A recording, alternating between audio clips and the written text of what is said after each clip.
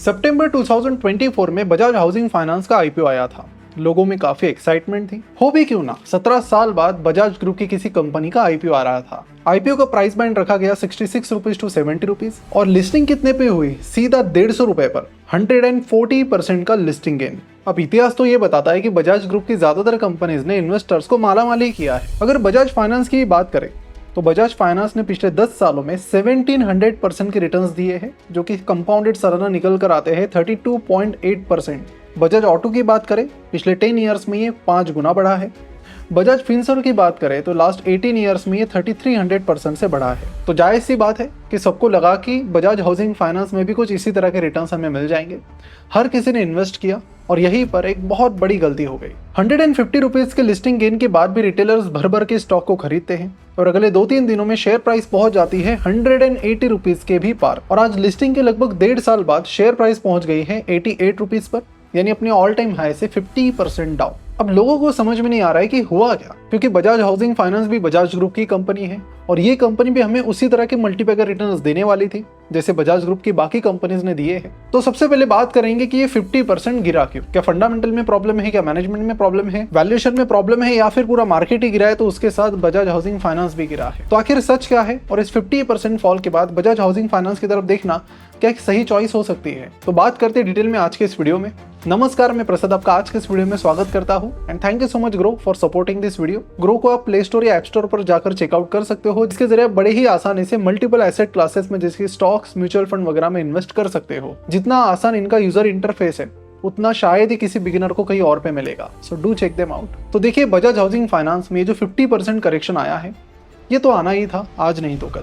तो देखिए, अगर मैं बजाज हाउसिंग फाइनेंस के बिजनेस की बात करूं तो बिजनेस की क्वालिटी में मुझे कोई एक डाउट नहीं है। इस करेक्शन का जो मेन कारण है उसकी हमने चर्चा की थी इस कंपनी के आईपीओ के आसपास। जब कंपनी का आईपीओ आया तब हमने एक वीडियो बनाया था और वैल्यूएशन पर हमने सवाल उठाया था कि इस बार बजाज ग्रुप थोड़ा ज्यादा ही अग्रेसिव जा रहा है वैल्यूएशन को लेकर। भले ही चीज कितनी भी अच्छी क्यों ना हो, उसे अगर आप अनाप शनाप प्राइस पर खरीदोगे तो आप पछताओगे। और यही चीज हुई है उन लोगों के साथ जिन्होंने बजाज हाउसिंग फाइनेंस को 150-180 रुपीज पर खरीदा। क्योंकि बजाज हाउसिंग फाइनेंस की अगर मैं बात करूं तो ग्रोथ इनकी जरूर स्लो डाउन हुई है, वो स्वाभाविक भी है, क्योंकि जैसे जैसे कंपनी बड़ी होगी ग्रोथ थोड़ी थोड़ी कम होती चली जाएगी।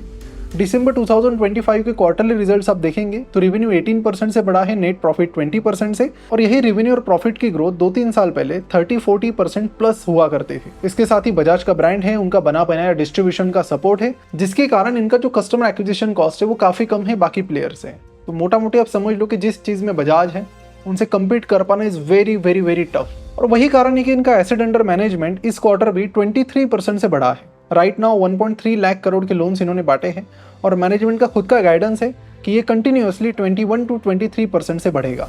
वीडियो में आगे बढ़ने से पहले आपको बता दूं कि बहुत सारे लोग इन्वेस्ट तो करना चाहते हैं, लेकिन ये सब रिसर्च करना, वैल्यूएशन करना, इसके लिए टाइम नहीं दे पाते। और ऐसे ही बिजी लोगों के लिए वी हैव लॉन्च्ड इकाशी प्रो, जिसमें मेरी टीम आपका काम बिल्कुल आसान करेगी। वो अच्छे शेयर्स ढूंढेगी, उन पर रिसर्च करेगी, वैल्यूएशन निकालेगी और अभी स्टॉक मार्केट में एंट्री करने के लिए अच्छा टाइम है या नहीं वो भी आपको बताएगी, और साथ ही उस स्टॉक को आपके लिए डेली बेसिस पर ट्रैक भी करेगी, जिससे आपका काम हो जाएगा बिल्कुल आसान। And yes, we are SEBI registered research analyst. इस कम्युनिटी में 2 प्लान्स है, एक 6 मंथ्स का है जिसमें आपको 6 वेल रिसर्च स्टॉक्स मिलेंगे और दूसरा 12 महीने का है जिसमें आपको 12 वेल रिसर्च स्टॉक्स मिलेंगे। ये सारी चीजें आपको ईमेल और व्हाट्सएप के जरिए दी जाएगी।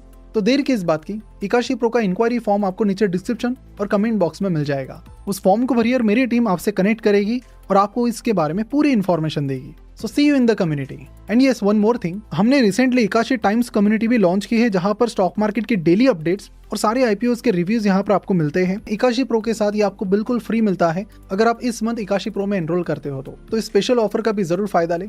चलिए बढ़ते हैं वीडियो की तरफ। लोन बिजनेस में सबसे इंपॉर्टेंट मैट्रिक होता है कि बुक की क्वालिटी, क्योंकि लोन बुक बढ़ाना कोई बड़ा चैलेंज नहीं है। लोन लेने के लिए पूरी दुनिया खड़ी है, आप अपना लोन बुक इजीली बढ़ा सकते हो, लेकिन लोन बुक की क्वालिटी यानी कि कोई डिफॉल्ट तो नहीं कर रहा है। और इनके लोन बुक की क्वालिटी को देखा जाए तो ये पूरी इंडस्ट्री में वन ऑफ द बेस्ट है, और कारण है कि इनका जो ग्रॉस एनपीए है वो मात्र 0.26% का है। अगर हम इसे इसके कंपटीटर से कंपेयर करें जैसे पीएनबी हाउसिंग और बाकी प्लेयर्स है तो उनका 1% और कुछ कुछ का 1% से ज्यादा भी है। प्रोडक्ट मिक्स की बात करूं तो होम लोन इनके टोटल लोन बुक का 50% आता है, जो मोस्टली सैलरीड लोगों को दिया जाता है। इसके अलावा ज्यादातर लोन अगेंस्ट प्रॉपर्टी और लोन अगेंस्ट रेंटल इनकम इन्होंने दिए हैं। तो लोन बुक सिक्योर्ड है। सिक्योर्ड का मतलब क्या है कि अगर कोई घर लेता है, पैसे नहीं देता तो घर जब्त कर लो। लोन अगेंस्ट प्रॉपर्टी लेता है, लोन नहीं चुकाता तो प्रॉपर्टी जब्त कर लो, इसे सिक्योर्ड लोन कहते हैं। पर्सनल लोन वगैरह अनसिक्योर्ड होते हैं, वो ज़्यादा रिस्की होते हैं। कंपनी जिस सेगमेंट में काम कर रही है ये काफ़ी सेफ है। रिटर्न ऑन इक्विटी की कंपनी की बात करें तो वो जरूर इनका कम है, अराउंड 12% है, तो यहाँ पर इंप्रूवमेंट का जरूर स्कोप है। तो इन शॉर्ट धंधे की बात करें तो ब्रांड स्ट्रांग है, कस्टमर एक्विजिशन कॉस्ट बहुत कम है और साथ ही लोन बुक स्ट्रांग है, ग्रॉस एनपीए बहुत ज्यादा कम है। और क्या चाहिए? हाँ, ग्रोथ जो है वो टाइम के साथ साथ थोड़ी स्लो डाउन जरूर होगी, लेकिन फंडामेंटल्स कंपनी के बहुत ज्यादा स्ट्रांग है। तो प्रॉब्लम क्या है? प्रॉब्लम एक ही चीज में है जहां पर 90% रिटेल इन्वेस्टर्स गलती करते हैं, और वो है कंपनी का वैल्यूएशन। देखिए, कंपनी 70 के अराउंड आईपीओ लेकर आई थी, तब कंपनी का price to book value ratio around 3.7 का था। फिर दिसंबर 2024 में वो पहुंच गया 6.4 पर, जो इस स्पेस में सबसे हाईएस्ट था। पीएनबी हाउसिंग का आप देखेंगे क्लोज टू 1 है, एलआईसी का 0.7 है। मान लेते कि आपका ब्रांड अच्छा है, लोन बुक क्वालिटी अच्छी है, तो थोड़ा प्रीमियम आपको मिलना चाहिए, लेकिन इतना भी नहीं कि सीधा बाकी कंपटीटर से 6 गुना ज्यादा, 2 गुना 2.5 गुना तक बात समझ में आती है, लेकिन उसके ऊपर वो सीधा और वैल्यूएशन जोन में चला जाता है और फिर टाइम के साथ साथ फिर प्राइस गिरने लगती है। और ये फिनोमिना आप इंडस्ट्री में कोई भी कंपनी ले लो, हमने अभी रिसेंटली डिक्सॉन पर भी वीडियो बनाया था। लोग कई बार बोलते हैं कि आप बनाने के बाद बताते हो, तो मैं पहले भी बता सकता हूँ, मैंने ट्रेंड के बारे में भी बताया था। और अभी भी आप देखोगे तो जोमेटो हो गया, जो मेरे हिसाब से वैल्यूएशन वाइज अभी बहुत ऊपर जा चुका है, ऑल्दो ब्रांड अच्छा है लेकिन वैल्यूएशन वाइज बहुत ज्यादा है। डीमार्ट की भी वही सिचुएशन पिछले 2-3 सालों से, और मुझे लगता है कि यहाँ से आगे बढ़ना उसके लिए भी मुश्किल ही है। ये भी थोड़ा इधर उधर घूमकर थोड़ा नीचे ही आएगा। लुकिंग एट कि काफी ओवर वैल्यूड 10-15% की ग्रोथ पे अभी डीमार्ट आ चुका है, जो पहले 30% प्लस हुआ करती थी। लेकिन फिर आप सेम ग्रोथ के लिए उतना वैल्यूएशन नहीं मांग सकते जो पहले ज्यादा ग्रोथ पर आप मांग रहे थे।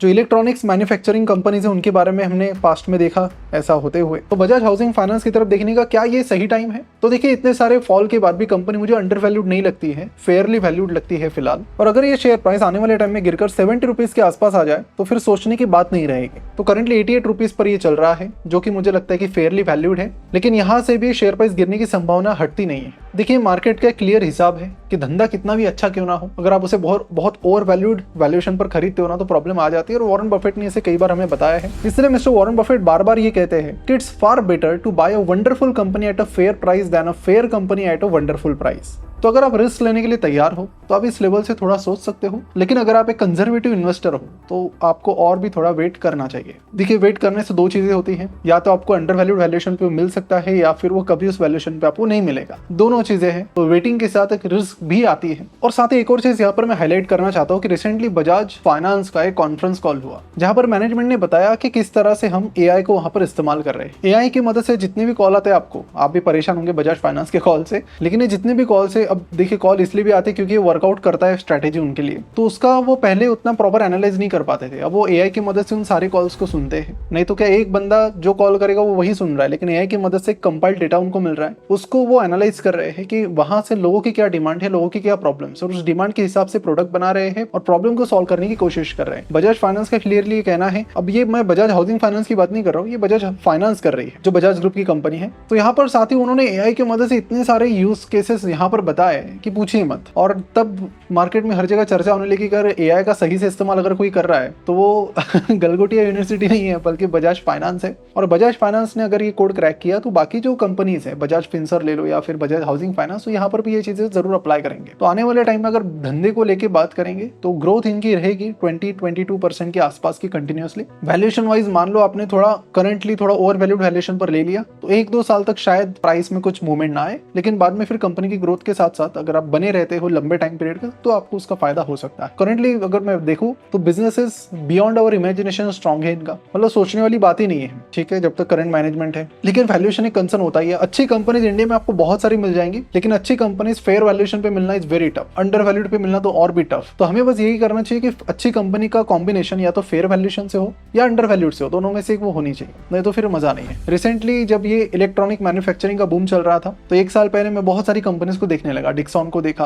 पीजी इलेक्ट्रोप्लास्ट और बहुत सारी कंपनीज को मैंने देखा, बट अगेन वैल्यूएशन से मैं मैच नहीं कर पाया और इसलिए मैंने वो स्किप कर दी। राइट नाउ अगर देख रहे हो तो शेयर प्राइस उनकी गिरी रही है लगातार, इनफैक्ट आज रिकॉर्डिंग के टाइम भी अच्छी खासी शेयर प्राइस गिरी है डिक्सॉन की। तो मुझे लगता है कि आपको वैल्यूएशन के साथ समझौता नहीं करना चाहिए, तो क्योंकि अगर आप इंतजार करने वाला पेशेंस अगर आपके अंदर है तो बहुत सारी कंपनीज आती है नीचे। जैसे मैं कई बार आपको नालंदा कैपिटल के पुलक प्रसाद का भी एग्जांपल देता हूँ। उन्होंने इंडिया मार्ट को एनालाइज किया 2019 में, नोएडा ऑफिस वहां पर गए थे, कंपनी उनको बहुत अच्छी लगी, लेकिन कंपनी उस टाइम उन्हें ओवर वैल्यूड लगी। वो वेट किए आज 6-7 साल बाद उन्होंने उस स्टॉक को लिया है। तो वेट करने का, पेशेंस का भी एक स्किल है इसमें जो आपको लाना पड़ेगा, और वैल्यूएशन को समझकर प्रॉपर पेशेंस के साथ अगर आप इससे अप्लाई करते हैं तो you can easily beat the market. इसी के साथ फिर आज के इस वीडियो को क्लोज करूंगा। नेक्स्ट वीडियो किस कंपनी पर बनाए बताइएगा जरूर। और जाते थे इकाशी प्रो को जरूर चेकआउट कीजिए, बहुत जबरदस्त डिस्काउंट यहाँ पर चल रहे हैं। ऑफर को बिल्कुल भी मिस ना करें। तो मिलते हैं अगले वीडियो में बहुत जल्द।